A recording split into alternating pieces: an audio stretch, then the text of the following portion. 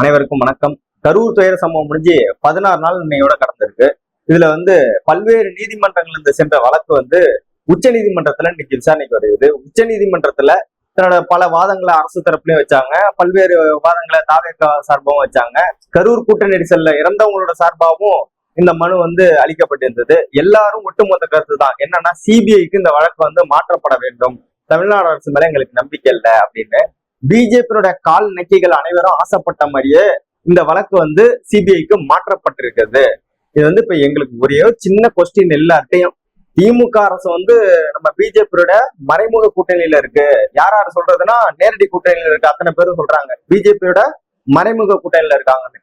நாங்க என்ன கேட்கிறோம், இப்ப சிபிஐக்கு மாற்றப்பட்டா திமுக அரசுக்கு தானே சாதகம். நீங்க சொல்றபடி மறைமுக கூட்டணியில நாங்க இருக்கிறோம். இப்ப எங்களுக்கு தானே ஃபேவர் பண்ணி கொடுக்கும் பிஜேபி அரசு. அப்புறம் எதுக்காக நீங்க சிபிஐக்கு மாத்துங்க அப்படின்னு கோரிக்கை வைக்கிறீங்கன்னு இப்ப எல்லா மக்கள்கிட்டையும் நீங்க ஓப்பனா சொல்லலாமே.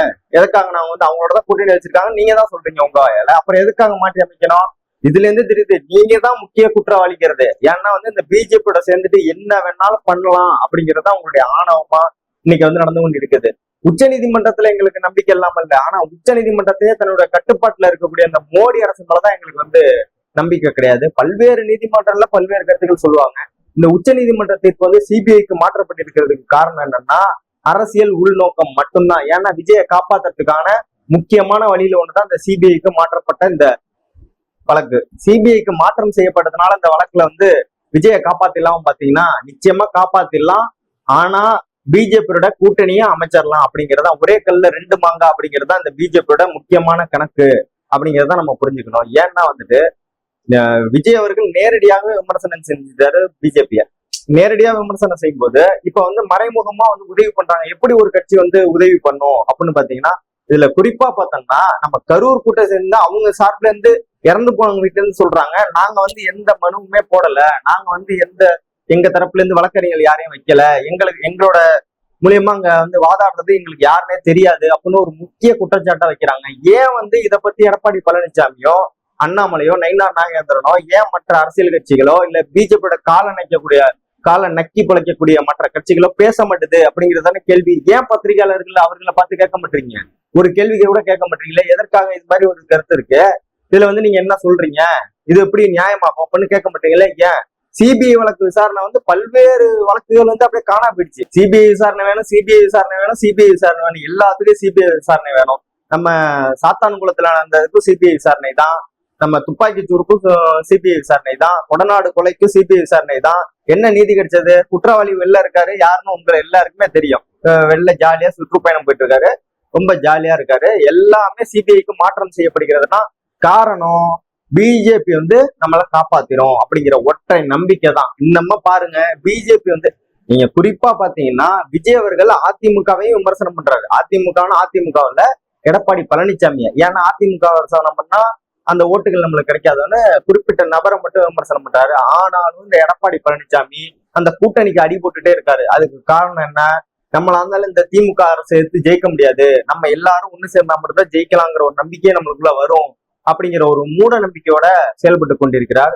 அதுக்காக தான் இந்த வழக்கு மாத்திருக்காங்க. இதுல எங்களோட கருத்து இப்ப மாற்றுறதுல எந்த தப்பும் கிடையாது. சிபிஐக்கு இந்த வழக்கு மாற்றப்பட்டுட்டு அந்த 41 உயிர்களுக்கு யார் பொறுப்பு ஏத்துக்கிறது, யார் அஞ்சலி செலுத்துறது, 16 நாள் காரியம் முடிஞ்சுதான் நாங்க பேசணும்னு இருந்தோம் அப்படின்னு ஆதவ அர்ஜுன் அவர்கள் சொல்லியிருந்தாரு நேற்று சென்னை விமான நிலையத்துல.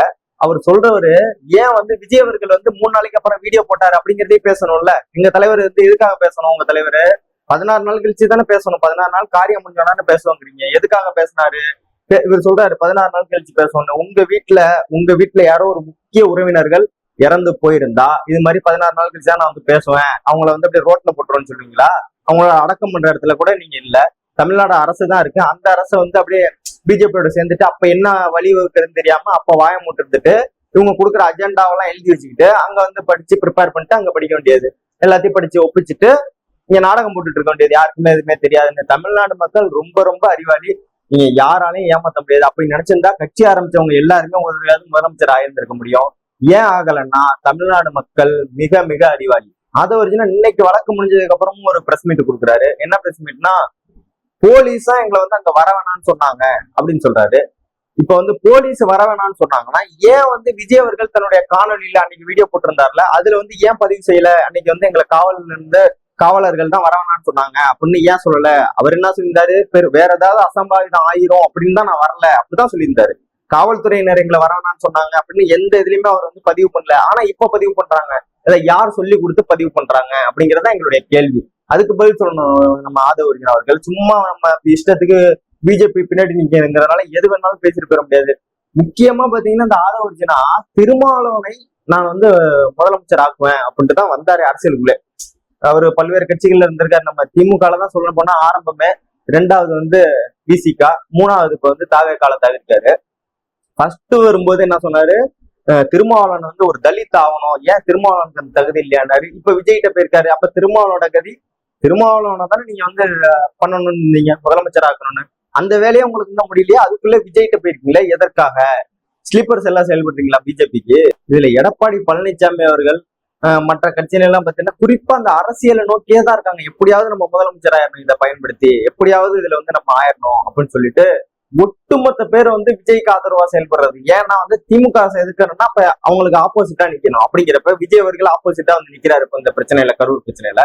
அப்படிங்கிறப்ப அவர் பக்கம் நம்ம நின்னோம்னா இந்த அரசு மேல எல்லாரும் சேர்ந்து பழி போடலாம் அப்படின்னு நினைச்சு கனவு கண்டுகிட்டு ஒட்டுமொத்தமும் ஒரே அணியில இருந்து செயல்படுறாங்க. அந்த அணிக்கு பேர் தான் பிஜேபியினுடைய அணி. இது வந்து பிஜேபியோட அணி.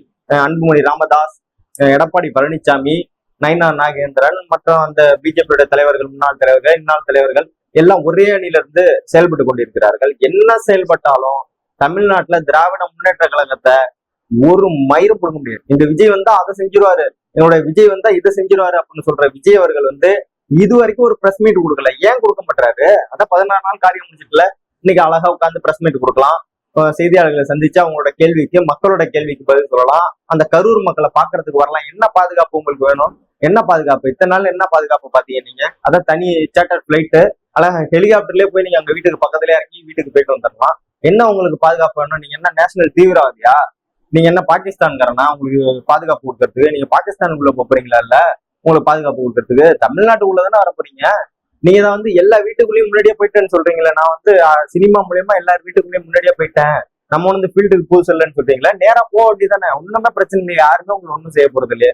நேரா போயிட்டு இந்த மக்களை பார்த்துட்டு வரலாம். செருப்பால் அடிச்சுடுவாங்கன்னு பயமா இருக்க மக்கள்லாம் நிச்சயமா அடிப்பாங்க, அதுல எந்த மாற்று கருத்தும் இல்லை. ஏன்னா வந்து 41 உயிர் பறி போனதையும் வந்து கண்டுகொள்ளாம அரசியல் எப்படி செய்யலாம்? நம்ம ஆதவ ஒரிஜினாவை டெல்லிக்கு அனுப்பிச்சு வைக்கிறீங்க. என்ன சொல்றாரு, 16 நாளைக்கு பேச மாட்டேங்கிறாரு ஆதவ ஒரிஜினா. ஆனா டெல்லிக்கு போயிட்டு வரதுக்கு மட்டும் நல்லா முடியுதுன்னு நினைக்கிறோம். அது எப்படி என்னன்னு தெரியல.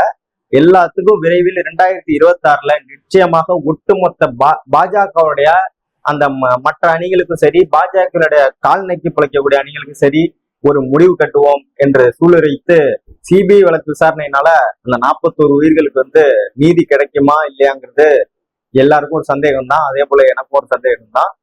இதுல வந்து தமிழ்நாடு எப்பவுமே தமிழ்நாடு போராடும், தமிழ்நாடு வெல்லும். நன்றி.